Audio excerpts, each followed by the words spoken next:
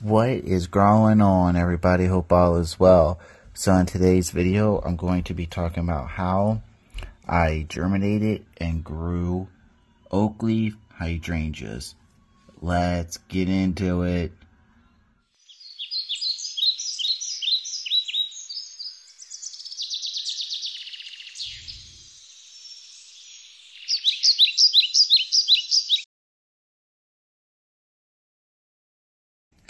So this is what they look like 2 months later, and reason why I did that was because we got a nice week of warm weather and I wanted to get them outside so they could start getting acclimated to the weather. Then I had to bring them back in, but it was like a nice high 70-degree week, and then it was also really windy as well, so the stems could get a lot stronger as well. Now, this is how I germinated them. So I germinated them in my eye-powered seed starter kit with a grow light. And I use Happy for All potting mix. You could use whatever you like. I just put the potting mix in, watered it down, got it nice and moist, and then sprinkled the seeds on top. Now, the reason why you want to sprinkle them on top and not cover them is because they're extremely tiny and they're going to need light to germinate. So be mindful of that when you're doing it. And you want to keep your seeds moist at all times. And now they take about 2 to 3 weeks for them to actually start to germinate. So once they started to germinate, I would take the humidity dome off and then just leave the grow lights on for about 14 hours a day. And then at night, I would put the humidity dome back on after I turned the light off, just so they could stay moist throughout the night.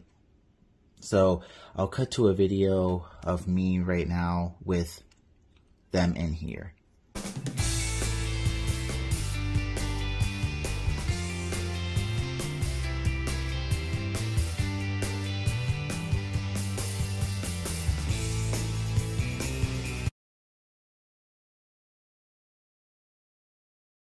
I'm going to jump in right here because I forgot to mention 2 things. Now, I know that I'm going to make a row of these. Now, I know they're going to spread anywhere between 6 to 8 feet, so take that into consideration. Now, if you do buy them from a nursery or a big box store, they're most likely going to tell you how far to plant them from each other. It could be 4 feet, it could be 6 feet, it could be 8 feet, whatever.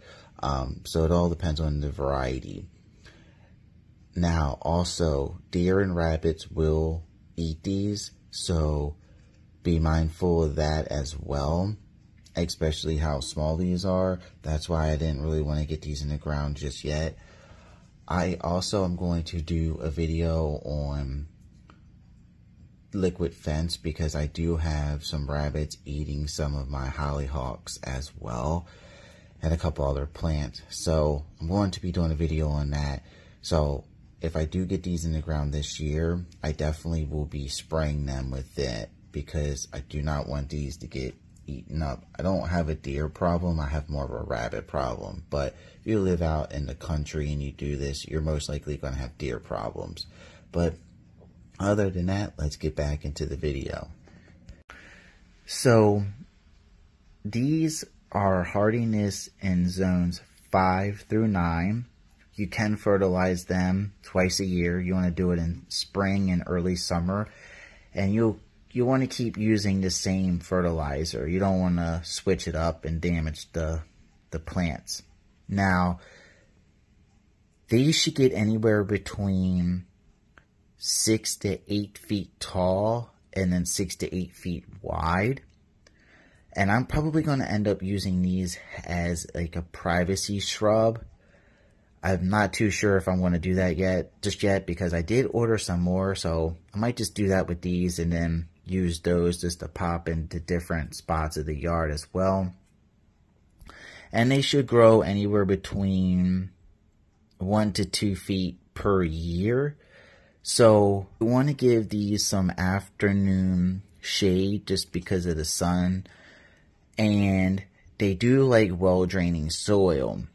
So Where I live is clay. I think I'm going to end up, when I get these in the ground, just amending the soil with some compost. I like to use cow manure and some topsoil as well to help out. And then I'm probably going to end up using some mulch that's not dyed mulch, like black mulch or brown mulch or red mulch, just using regular mulch, but probably triple shredded hardwood mulch because it'll break down a lot better.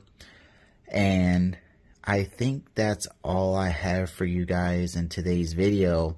As always, thank you for watching, and I will see you guys in the next one.